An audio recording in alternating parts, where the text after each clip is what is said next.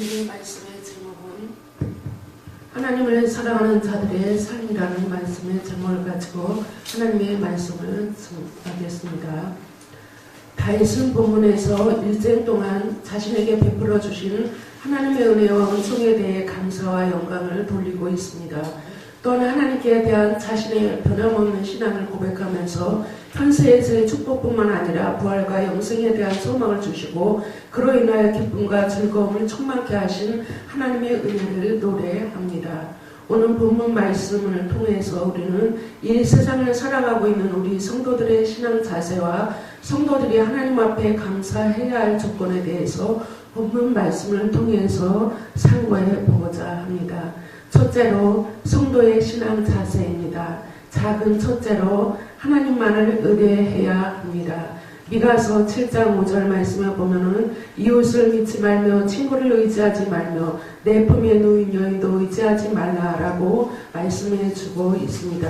왜 하나님께서는 이러한 말씀을 하셨을까요? 에레미야서 9장 4절 말씀을 보면은 너희는 각기 이웃을 상가며 아무 형제든지 믿지 말라. 형제마다 온전히 속이며 이웃마다 다니며 비방함이니라. 이 말씀과 같이 우리의 이웃은 우리를 돕기는커녕 도리어 우리를 속이며 비방하고 때로 우리를 도우려 해도 도울 아무런 힘이 없기 때문입니다.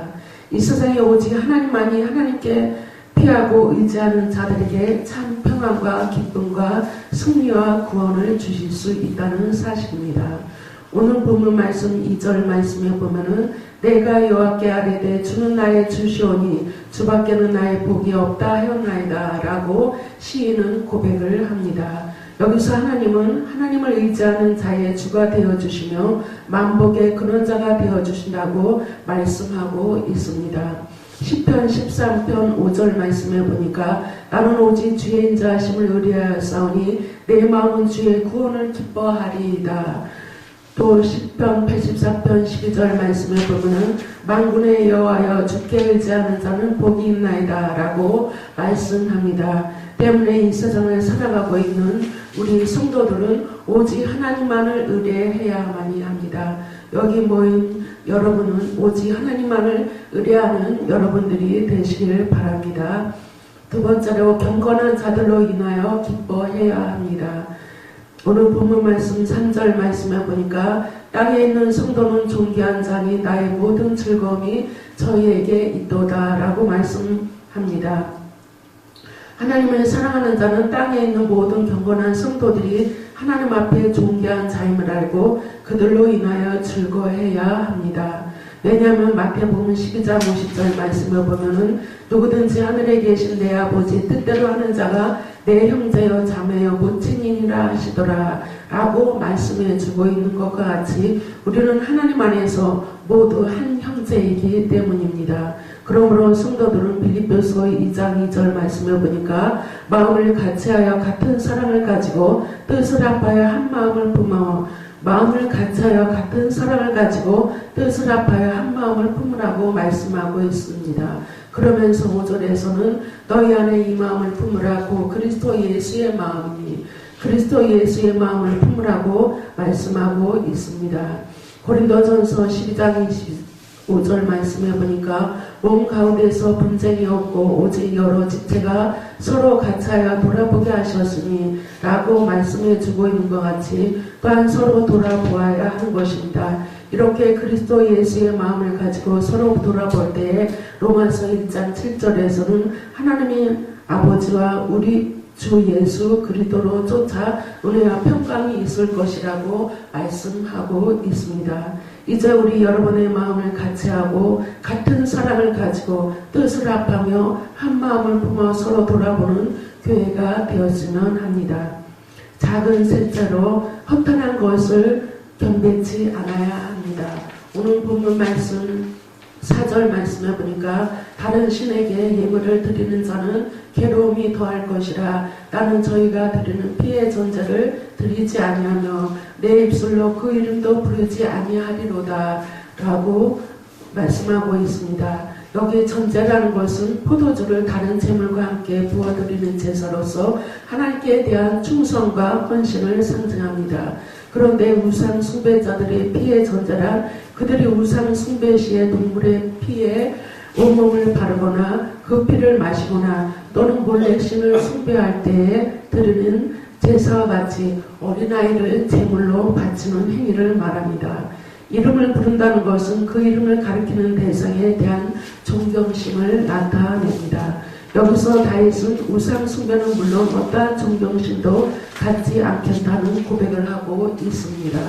여러분, 여호수아서 24장 15절 말씀에는 모든 백성들이 여호와를 섬기지 않고 이방 신들을 경배한다 할지라도 나와 내 집은 오직 여호와를 섬기겠노라가 말했던 여호수아와 또한 오늘 본문의 다윗과 같은 고백이 오늘날 우리들에게 있어야 합니다. 오늘날 보면 하나님을 믿는다 하면서 많은 사람들이 다른 우상에게 절하는 사람들이 얼마나 많습니까? 그것도 평신도가 아닌 목사, 장로, 권사, 집사, 직분 맡은 자들이 다른 우상 앞에 절하는 사람들이 얼마나 많이 있습니까?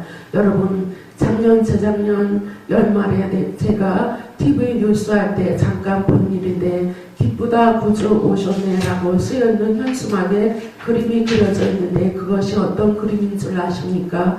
그곳에 조그만 동자승이 그려져 있고 그리고 그 위에 연꽃이 그려져 있는 것을 뉴스에서 본 일이 있습니다. 여러분, 이러한 것을 볼 때 세상 사람들은 우리들을 보고 무엇이라고 말할까요? 요한일서 5장 21절 말씀에 보면은 자녀들아 너희 자신을 지켜 우상에서 멀리하라 라고 말씀합니다. 여러분, 우상이란 무엇일까요? 우리가 눈에 보이는 우상도 있겠지만 우리의 눈에 보이지 아니하는 우상도 있다는 사실입니다. 내 안에 하나님이 있어야 하는데 다른 어떠한 것들이 있다면 그것 또한 우상이라는 사실입니다. 골로새서 3장 5절 말씀에 보면 그러므로 땅에 있는 지체를 죽이라 곧 음란과 부정과 사욕과 악한 정욕과 탐심이 탐심은 우상 숭배니라 라고 말씀합니다. 하나님을 진실로 사랑하는 자는 결코 다른 신에게 예물을 드리거나 그 입술로 허탄한 우상들의 이름을 부르지 않을 것입니다. 뿐만 아니라 그들의 가증스러움을 깨닫고 그것들을 다 해파하며 타파할 것입니다. 출애굽기 23장 24절 말씀에 보니까 너는 그들의 신을 숭배하지 말며 섬기지 말며 그들의 소유를 본받지 말고 그것들을 다 해파하며 그 주상을 타파하고 라고 말씀합니다. 여러분은 다른 신에게 예물을 드리거나 허탄한 우상에게 절하는 어리석은 자가 되지 마십시오. 그리고 여러분의 마음속에 있는 우상까지도 모두 뽑아버리는 여러분이 되시기를 바랍니다. 큰 두 번째로 성도가 드리는 감사의 조건입니다. 작은 첫째로 분깃을 지켜주심에 감사해야 합니다.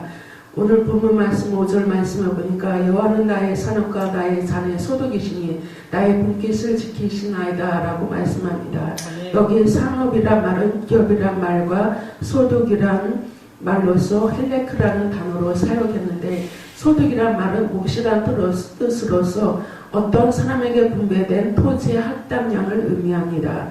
여호수아서 13장에는 이스라엘의 가나안 정복 후 이스라엘의 12지파에게 땅을 분배해주는 사건이 기록되어 있습니다. 그런데 그때 오직 레위 지파는 다른 지파 사람들과는 달리 레위인들은 토지를 분배받지 못하는데 그들에게는 여호와가 친히 그들의 소득이요 산업이 되어 주시겠다는 약속이 있었습니다.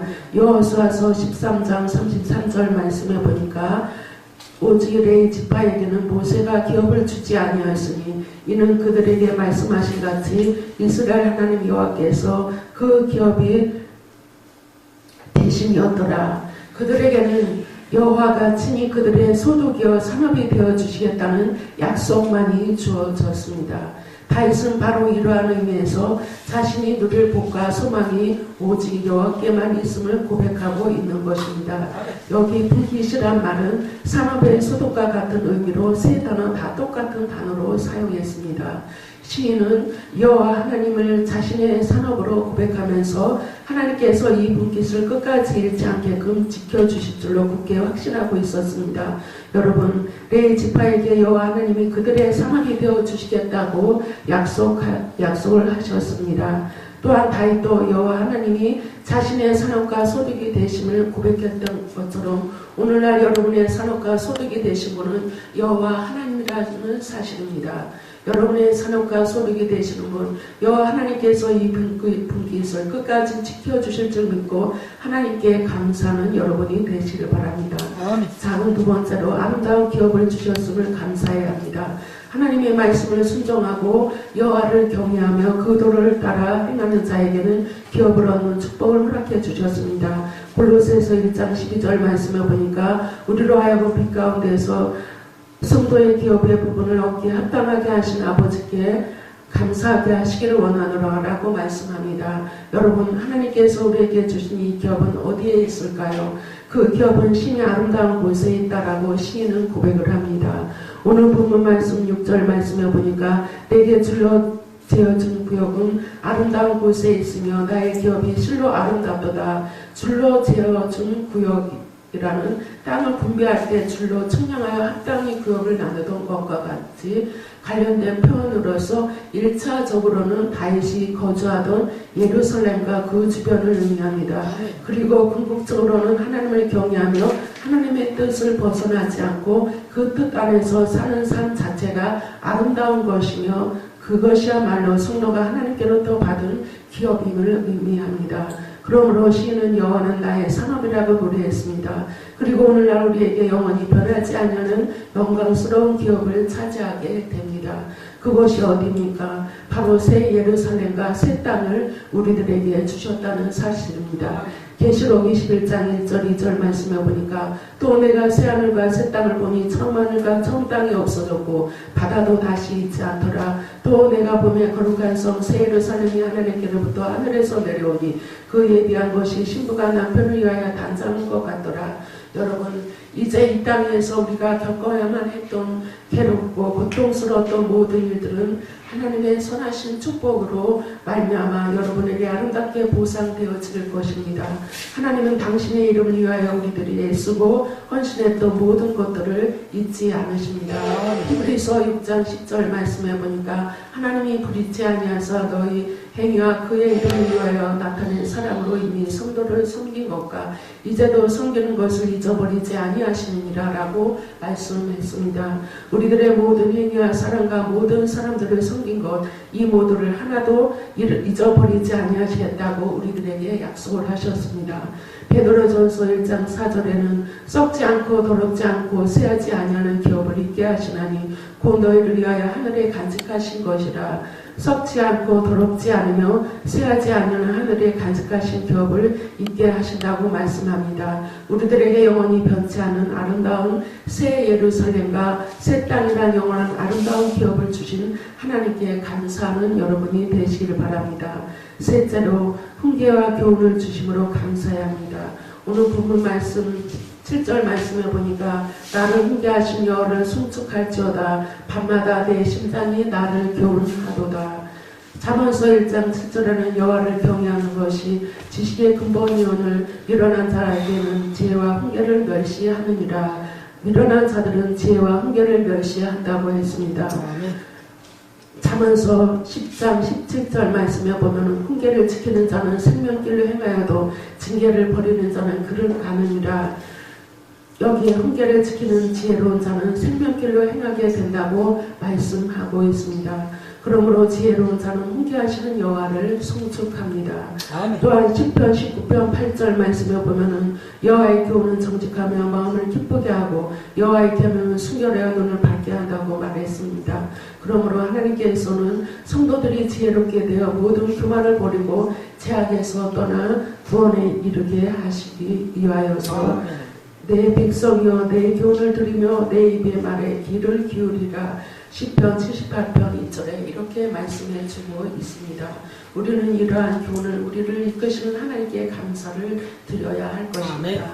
네 번째, 경과 믿음을 주심에 감사해야 합니다. 오늘 10편 8편 말씀해 보니까 내가 여호와를 항상 내 앞에 보시며 그가 내 우편에 계심으로 내가 요동치 아니하리로다. 우리 하나님은 자신을 의지하는 자들에게 경과 믿음을 갖게 하십니다. 오른편은 권능과 힘을 상징합니다. 따라서 하나님이 다윗의 우편에 계시다는 것은 하나님께서 다윗의 절대적인 힘이 되신다는 의미입니다. 여호와께서 내 우편에 계심으로 내가 요동치 아니하리로다. 이것은 오직 여호와만 의지하겠다는 고백의 말이기도 합니다. 또한 지가 경과에 요동치 않는 자에게는 평강을 주신다고 약속을 하셨습니다. 이사야서 26장 3절 말씀을 보니까 주께서 심지가 경과한 자를 평강으로 지키시리니 이는 그가 주를 의뢰함이니라 라고 말씀해 주고 있습니다. 우리 하나님은 하나님의 뜻대로 행하는 자에게 흔들리지 않는 믿음을 주셔서 하나님께 영광을 돌리기에 부족함이 없게 하십니다. 여러분은 항상 경과한 믿음을 주시는 하나님께 감사하시는 여러분이 되시길 바랍니다. 다섯 번째로 안전을 보장해 주셨습니다. 시편 16편 9절 말씀해 보니까 이러므로 내 마음이 기쁘고 내 영광도 즐거워하며 내 육체도 안전히 거하리니 영광이라는 말은 영혼이라는 의미도 담겨져 있습니다. 따라서 본절에서 마음과 영광은 동요로 볼 수 있습니다. 다윗의 마음과 영혼과 육체가 자신이 하나님의 보호 아래 평안과 기쁨을 누리고 있음을 알 수 있습니다. 이사야서 37편 28절 말씀을 보니까 여호와께서 공의를 사랑하시고 그 성도를 버리지 아니하시미로다. 저는 영영이 보호를 받으나 악인의 자손은 끊어지리라. 공의를 사랑하시는 하나님은 성도를 버리지 않으시고 영영이 보호하시며 우리들을 안전하게 지켜주십니다. 유다서 1장 24절에는 영이 너희를 보호하사 거침이 없게 하시고 너희로 그 영광 앞에 흠이 없이 즐거움으로 서게 하실 자라고 말씀합니다.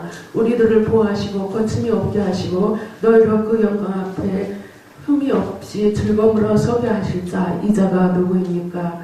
바로 우리 하나님이라고 25절에서는 말씀해 주고 있습니다. 여러분을 끝까지 보호하시고 여러분을 안전하게 지켜주시는 하나님께 감사하는 여러분이 되시길 바랍니다. 아멘.